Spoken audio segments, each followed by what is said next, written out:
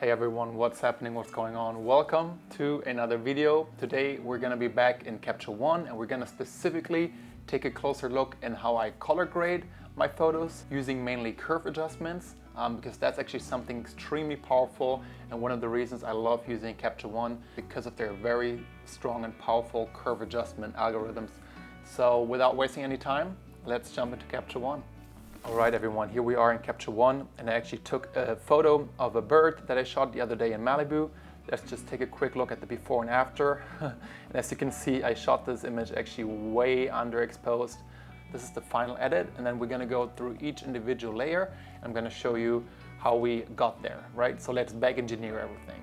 So let's quickly untoggle all these layers. So we have the details lift, we have the color contrast, we have the color edit, soften, and the final lift. So all of that we're just going to get rid of. So we're just going to end up with the background adjustments. And even if we look at the before and after now, you can already see there's been some major changes happening. But pretty much all we did, we obviously bumped up the exposure quite drastically because the image was way underexposed. Added a little bit of contrast too. And then I actually went into our Luma curves, not the RGB curves, because if we mess with the RGB curves, it's also going to affect the colors. And for this one, especially for the basic background adjustments, I only want it to affect my Luma. So as you can see here, if I reset the Luma curve, it actually makes, quite a big difference. So let's undo that. I could have also alternatively went in here in my high dynamic range settings and then lifted the shadows. It would have had a similar effect. However, I do like to do as much with the curves as I can. And I feel like you can make even more detailed adjustments to the image. So that was pretty much my basic background adjustments, and actually the image is still kind of underexposed, as you can see here, and especially when we look at the curve, you can actually also see that the curve's not very centered.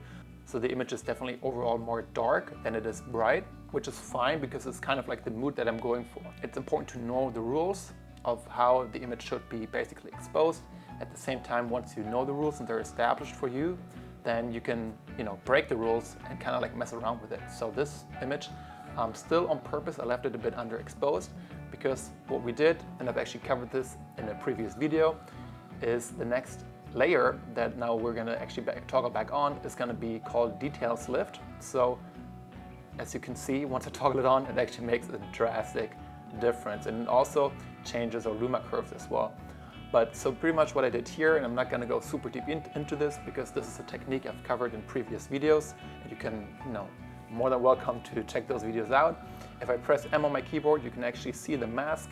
So what I've done here is pretty much just with the brush tool, I've brushed over all the areas that I wanted to highlight with a very low flow. So I was just looking at the image and seeing, okay, where's natural light coming? So we can see all here, it's a lot of natural light. Even if I toggle the layer off, you can see those are more like the areas that get a little bit of natural light. So I was just elevating that, right? And then the way I did that is I pretty much just created a layer, used the brush tool with a very, relatively small brush and a very low flow.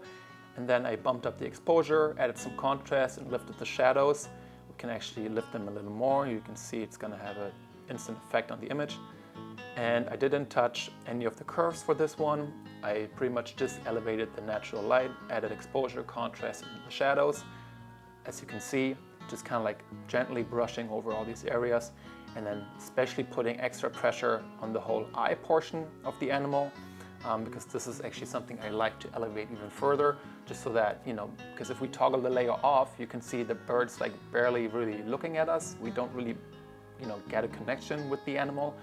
However, if I really elevate the eye section, first of all, we're gonna create a more emotional response to the image because we can actually connect with the animal. We can look him straight in the eye and just gives it a whole different feeling. And then when I elevate all these portions where there's natural light coming, it also makes the whole animal look more, gives it more of a 3D look. So let's look at the next layer. We're gonna have color contrast.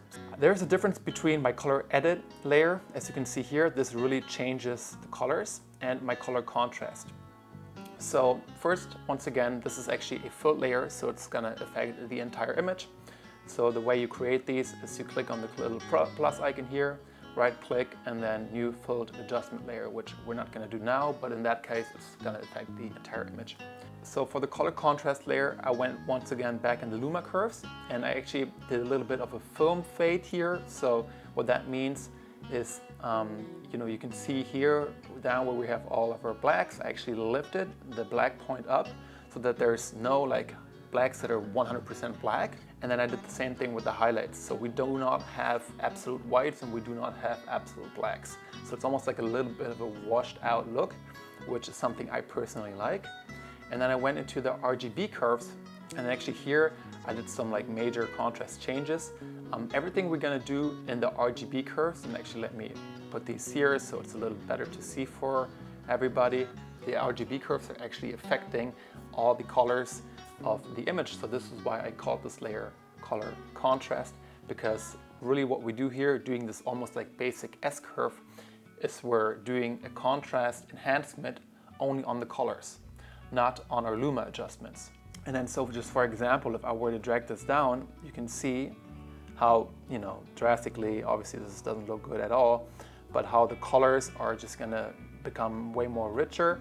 And also when you do any of these adjustments, it's also good and important to remember the color wheel.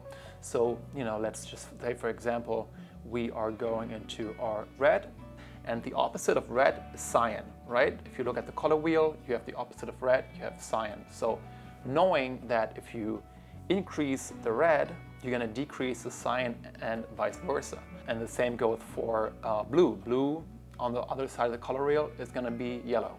So we know that if we're gonna decrease and we're gonna mess with the color curves here, we're gonna increase the blues, meaning we're gonna decrease the yellows and vice versa. So just something to keep in mind. And with this, you can actually also do some like split toning. So this is really the first layer that I'm doing when it comes to color grading. And once again, when you toggle this on and off, you can really see how the whole contrast of the image has changed, but it's only been affecting the colors, not the exposure, not the high dynamic range settings. I did the same thing with the reds. I did a little bit of a curve with the green, a little bit of a curve with the blue, and then also with the RGB curves, I did like a major curve just to really enhance the color richness. Okay, so let's take a look at the second and even more interesting layer, which is going to be the color edit. Okay, so let's toggle this on and off. And as you can see here, now this is where really some color grading is happening. So what did we do in order to achieve this look? Here, we actually didn't mess around with the curves at all because we've been doing that here in our color contrast. And actually even here, I like to work with many different layers just so that I can later on decrease and increase the opacity of each layer going forward. So when we look at the color edit, I didn't really mess with the curves, as I've said, in neither of these tabs. But what I did do here, and that's actually the most important one, is when we go into the color tab, I chose a curve adjustment, which in this case is the Astia Soft. So this is one of Fujifilm's film simulations. And then I actually went into the advanced color settings, and this is where it gets interesting. I really wanted to do something with the background. Before I actually did this adjustment to the blues, you can see the image looks much more desaturated. The background's almost kind of black and white looking, and I didn't like that. So I wanted to make sure to increase the saturation while only affecting the blue tones. So what we did is I pretty much just used the selector tool, and I picked out the color here from the background, which is this sort of gray bluish tone, and then increased the saturation here to like 35. Before that it was all the way to 0, and you can see it actually makes a tremendous difference. So let's bump that up to maybe even 40, and then also change the hue. So before that it was at 0, now we're going to drag it down to roughly 12, and you can see how the background colors are shifting, and I actually like this blue tone much more. And then to add a little bit of extra contrast, I was also looking at, okay, what are the really bright spots here of the background? So I figured, okay, this was kind of just white before, it didn't really have a lot of contrast or anything going. So now when I toggle this on, actually we can do this even more so. I also increased the saturation, and just to even give the background a little bit more of a higher contrast and just different tones that are kind of playing with one another.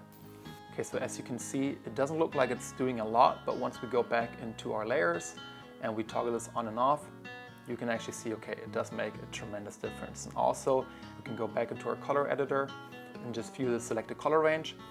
And as you can see, it's also affecting the feathers of the bird. the color that I selected here in the background, which in this case I don't mind it because I actually like the effect that it's giving. It's just increasing all the sort of, you know, yellow, orange-ish tones of the feathers and giving it a little bit more saturation. So in this case, I actually like that because I feel like it's elevating the bird and separating it from the background even more so.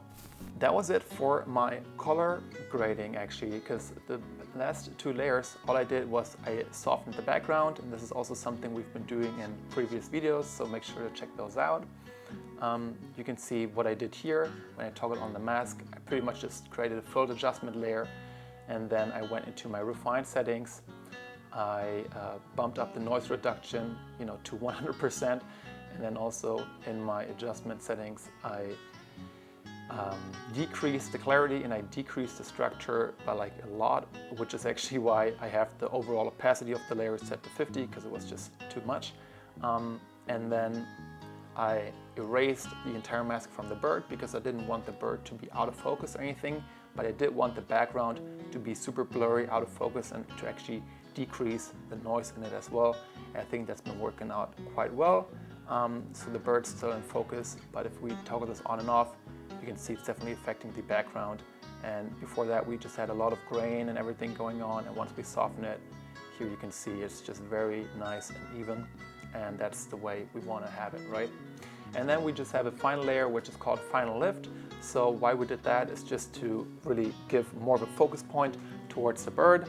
So the face of the bird obviously is now a little more elevated, so all I did here is with a very soft and large brush, I was just like, as you can see here, brushing over the center of the animal, so I was kind of guiding the eye of the viewer, whoever is checking out this image.